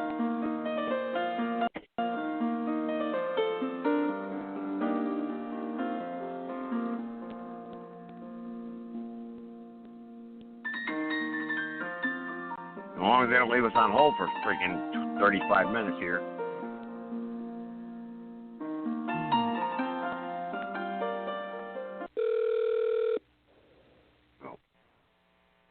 Thank you for calling Lower Manhattan Hospital. This is Vanessa. How may I help you?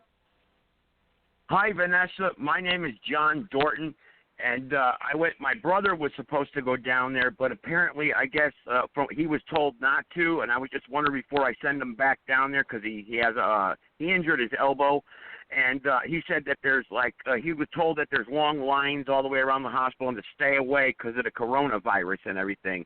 So are people still able to get in there, or do you have so many people there and you got the National Guard there? Should people stay away or go someplace else? Stay, if you can, they want you to stay away. Oh, so you guys got a lot of people then there, huh? It's very busy. Emergency room is very busy. What happened to him, your brother? Well, he hurt his elbow. He fell down. He was outside there sleeping off the stoop on the porch there, and he fell down. But it just bruised his elbow. And I told him go to the emergency room to get just in case. But our next door neighbor, yeah, and our next door neighbor Vanessa, she said, don't go down to the hospital because they got the National Guard down there with tents set up and everything. And they got people with the virus that are just screaming outside the door and everything. Right. They don't want you to go in there if you cannot. If you could do without. Okay, but is there a lot of people down there? Is that why, or is it just you don't want us to catch the virus just in case? Is that what it is? Well, yeah, both. Both. Oh, so there's a lot of people down there. Emergency room is busy everywhere. Everywhere, sir. Oh my, really? I don't know. In my neighborhood on 14th Street, I'm on 14th Street, and I don't see anybody walking around with the virus. I just see people walking around with masks. But down at the hospital, I didn't know you guys were crowded.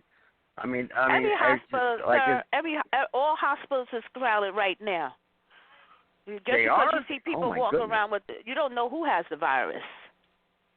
Well, that's not what I meant by that. I mean, how do you know exactly? But I'm just saying, if just because there's people in the hospital, it doesn't mean they got the virus, right? Right.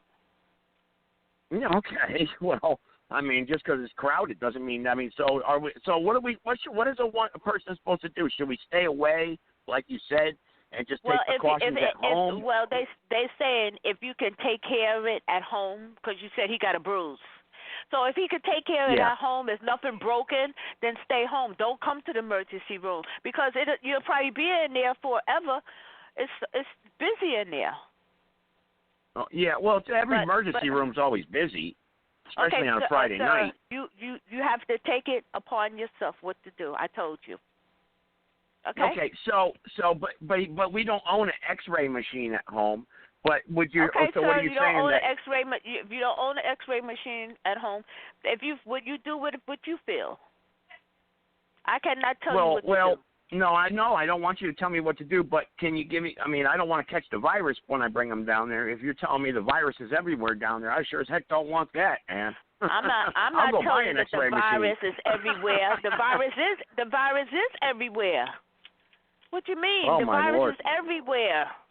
Every hospital, How many everywhere. How are you? I mean, are you okay? Are you wearing a mask? I'm making sure that you're okay. My goodness. I mean, if it's everywhere, I don't want to see anybody get infected. I mean, are you guys taking precautions? I'm worried about the staff now there. Are you guys okay? Yeah, I'm okay. Oh, well, thank God for that. Goodness gracious. Okay. How many people? I mean, do you know for sure that it's the virus though that everybody's got, or is it just suspected? I can't answer that question, before sir. I make a decision. I don't know who has the virus. I have to go in there because I have to answer my calls. Okay, well, then I'll tell you what. I think it's best I stay away because I sure don't want that virus. Okay, it's up to you. All right, thank you. You're welcome.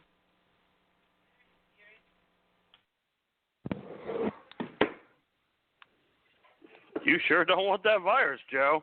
Man, you sound like a concerned old man. She didn't really tell us anything. It was just she just thinks everybody's got the virus. She sounds like she's freaking scared to death. You know? Why don't we call Rikers? It's everywhere, she said. She said it's everywhere. She said it's everywhere. That's what she said. I mean, damn. What should we do here? Is it everywhere? Is it really everywhere, guys? Is it? I mean, I don't know.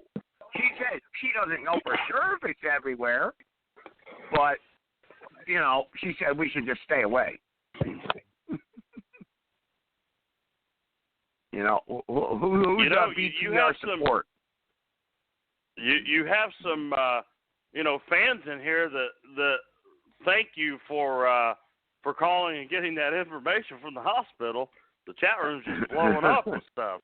I guess so. You've got adoring fans here. Yeah. Well, she said the virus is everywhere, this woman. She sounded scared. She's like, it's everywhere. She said, just because you see people walking around doesn't mean that, the virus is not attacking us. It's everywhere, she said. And I was like, how? How do you know? Well, I don't. She said, I don't. Well, you're in the hospital. You work in the hospital. How many people got it? Well, I can't tell you that. Right? Oh, I like this. I'm a feckless mongoloid. I should off myself. Oh my Lord, man! How about this? The media has got everyone scared to death of this virus. Let me give you a live report from a city down here in Greensboro, North Carolina. Guess what? Ain't nobody walking around sick. The hospitals are empty. I don't know where it is where you're at, but if you can give me a live report from where you're at, I'd appreciate it. I'm going to tell you something right now. I talked to a guy on the internet 3 nights ago. He went out with a video camera. I said, I need proof of this. He went out with the video camera. We were in the video room, Zoom. I said, he's from New York. He lived on 14th Street. He went down to Elmhurst Hospital, okay, and he videotaped it. There was nothing going on. There was nobody dying. There was no caskets outside the hospital. They weren't bringing bulldozers out with bodies out, dumping them into dump trucks like the Fox News was showing you with the statues they were picking up and moving. That's what they were moving, statues, not bodies. But anyway, because if you go to New York City, they have this. They're replacing some of the memorial and statues down there through 9th and 10th Street. Look it up on the internet, folks. All right, so they weren't bodies. All right, how you know that? All you gotta do is look stuff up. Anyway, they probably took it down now. They flagged it, the link. But anyway, guys, I don't think there's any virus. What I think it is that there is something going around like a cold. It's like the swine flu thing. There is probably something that was released, but everybody's going to be okay. Because guess what? Check out the death certificates that were filed at City Hall for the places that Fox News and CNN claims all these deaths happened at. Guess what? There's no death certificate, and that's all online. You could look it up. There's no death certificates. And I'm going to give you something else where you're going to call me a whack job and whatnot. Sandy Hook. The death certificates in the city of Newtown, the little town of Sandy Hook, Newtown, Connecticut. By the way, I lived in Newtown, Connecticut. Okay. That year for 2014, when all those kids supposedly got murdered, guess how many death certificates were filed? 1. So, not 25. So, bingo. You know, we could be lied to. Life is a movie. Life is a stage. It's a game. This is a big stage. Things are going down. They're going down. All right?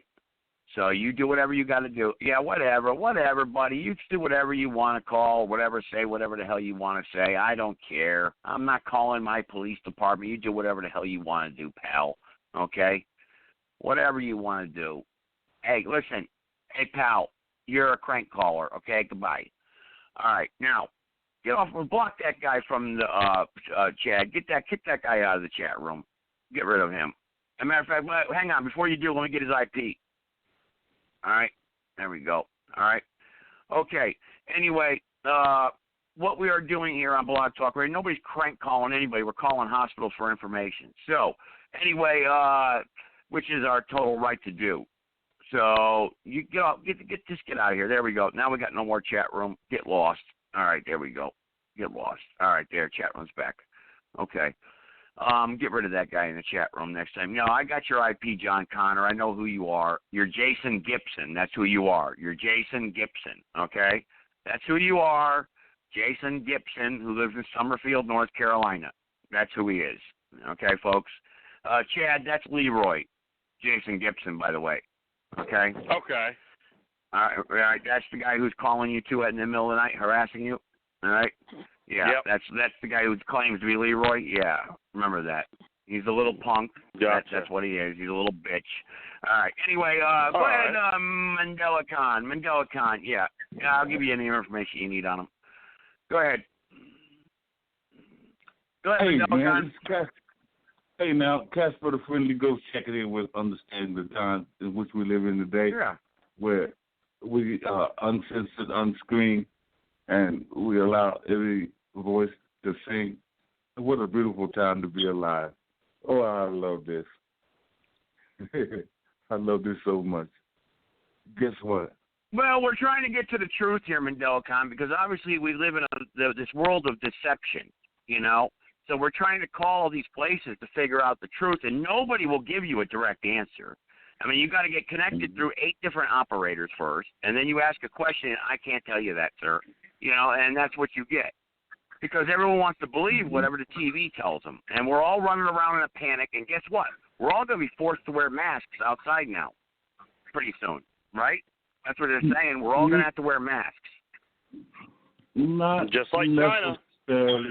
Not necessarily so. Only because of liberty, freedom, justice, and independence that we all know that we've already shed the blood, sweat, and tears to have it. Now, if I told you this, that the Ku Klux Klan and the Black Panther Party, the White Militia, and the Huey Newton Gun Club, they all in the same Titanic where we all locked down in our FEMA camp in our own humble abode. That's a beautiful thing. I love it. And we're integrated now under Uncle Scam's lockdown, and that's a beautiful, beautiful thing. What that means is that there is no race, gender, there's no creed or color. Is that for the first time in the history of the United States of America, our summer vacation, according to Uncle Scam, is going to be in our bathroom, our dining room, or our kitchen or living room. Now, I know this. When 70, 80, 90, 100 degrees, even the mouse want to come out the house.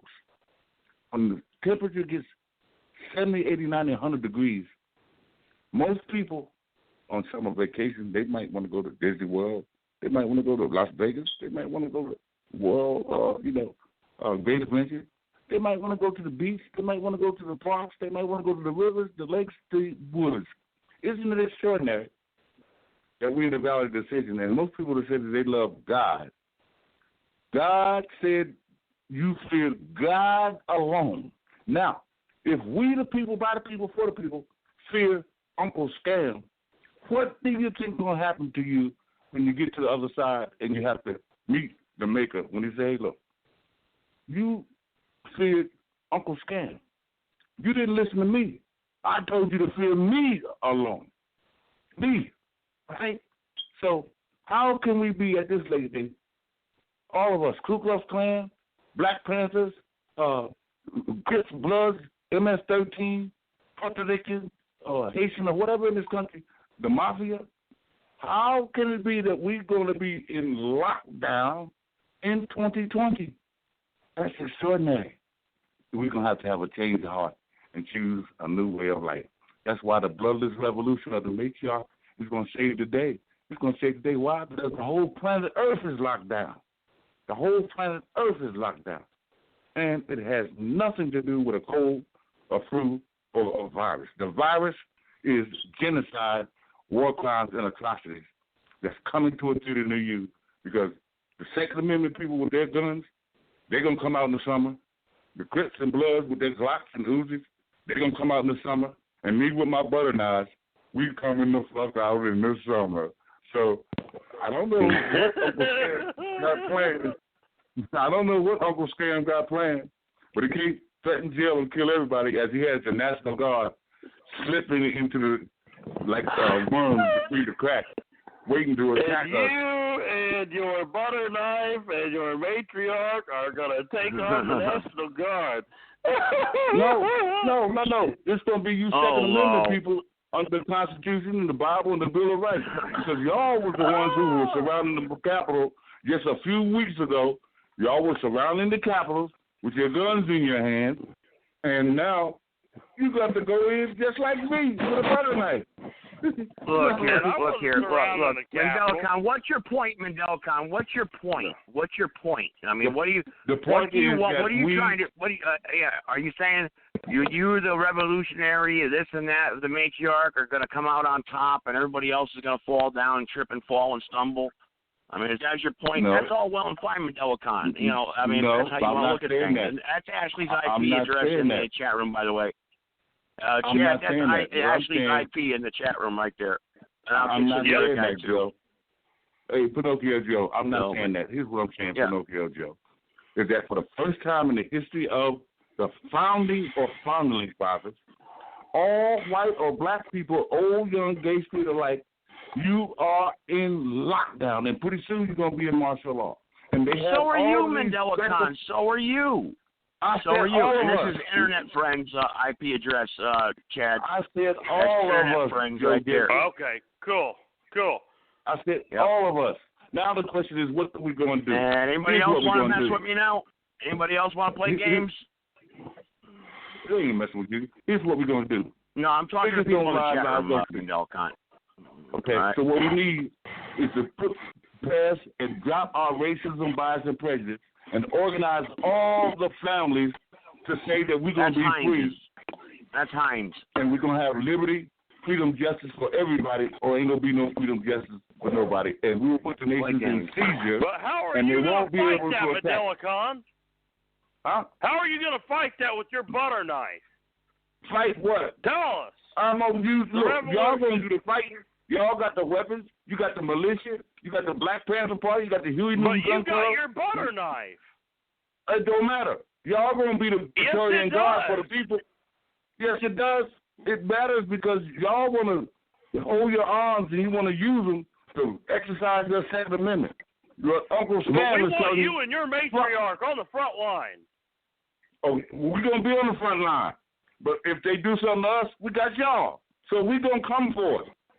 The mothers who see their families destroyed, they're going to come for it. They're the ones doing the organizing. But we need all you who got the Second Amendment and the right to bear arms. This is the time to bear your arms. So we're going to the beaches, we're going to the parks, we're going to the rivers, we're going to the lakes, we're going to the woods, we're going to the barrio, we're going to the corners, and we're going to continue to do what we have been doing before this staged, orchestrated, activated, and presented. That's so.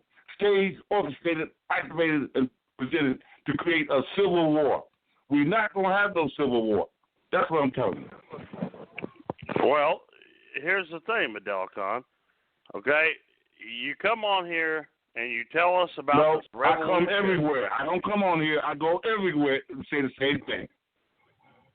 No, but you tell us about this this fake fictitious revolution that you're going to be, spearheading. Did you say hold on, Chad. Did you say fictitious revolution? Is that what you had to say at this late date? When Uncle Sam your revolution is something out, just way out in the left field, man. I mean, you got your butter knife and these people, and these people right here, just and like Chad, England, and just like the revolution of America hang on, versus Mandela England. Khan, don't yell over everybody, Mandela Khan. And just like the people in the chat room who are playing games and everything. First of all, I live in the county, so the Reedsville Police Department is the city police department. I live outside the city. I live in the county, so you'd have to call my county sheriff's office. So that's how I know how stupid that you are out there and how we dumb you are deputizing are. Okay? all sheriffs in the municipalities. All sheriffs is under the leadership of the people. Oh, God. Mandela Khan. You can't deputize anybody, Mandela Khan. Yeah. Go deputize your butter knife. Yeah, Mandela Khan, who are you going to deputize? How are you going to deputize them, Mandela Khan? Under what government, under what authority do you have the right to deputize anybody? You haven't you're not under any international standing. Okay, you don't have any international standing. None. I'm appointing the proper administration and authority that comes under the matriarch, but the sheriffs. Oh my God, the matriarch! Come on, what the hell? The matriarch is not recognized, Mandela Khan, by the IMF, World Bank, or the United States. The matriarch, city, county, state, municipal person that represents the people. The sheriff. The sheriff. The municipal. He's not a municipality. No, the sheriff is not a municipality. He is not. Listen. At all. Okay, y'all can fight me on that, but we'll see. Ladies and gentlemen, it was great tonight. The temperature's going to rise on y'all ass for the Second Amendment. We'll see you another night, another time. Everybody, enjoy your evening. Yeah. Everybody have a good night. It was a great show.